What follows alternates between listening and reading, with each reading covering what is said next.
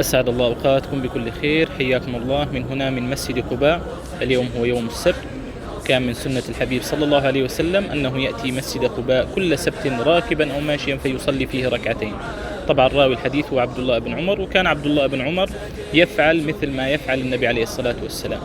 وأيضا من الأجور المترتبة على الصلاة في مسجد قباء أجر عمرة. النبي عليه الصلاة والسلام قال: من تطهر في بيته ثم أتى مسجد قباء فصلى فيه صلاة، وفي بعض الروايات فصلى فيه ركعتين، كان كأجر عمرة. وأيضا سعد بن أبي وقاص ثبت عنه في أحد الآثار أنه قال: لئن آتي إلى مسجد قباء فأصلي فيه ركعتين خير لي من أن آتي إلى بيت المقدس مرتين، أو كما قال في الأثر.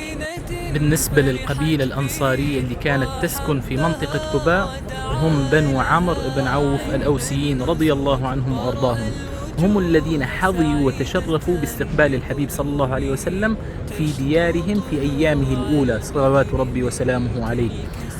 ومن المعلومات اللي ربما تكون جديدة على البعض أنه سبب تسمية مسجد قباء بهذا الاسم كما ذكر الإمام ياقوت الحموي رحمه الله، السبب في ذلك أنه هذه المنطقة اسمها قرية قباء نسبة للبئر اللي كان موجود في هذه المنطقة، وأيضا هذه البئر كان اسمها بئر قباء نسبة للنبات الشوكي اللي كان ينمو حول هذه البئر. طبعا النبات الشوكي معروف باسم القبار أو القبار، فهذا النبات طبعا هو نبات شوكي ومؤذي، فلذلك النبي عليه الصلاة والسلام وهذه من عادته صلوات ربي وسلامه عليه أنه يغير الأسماء المستقبحة إلى أسماء طيبة، والله تعالى أعلم.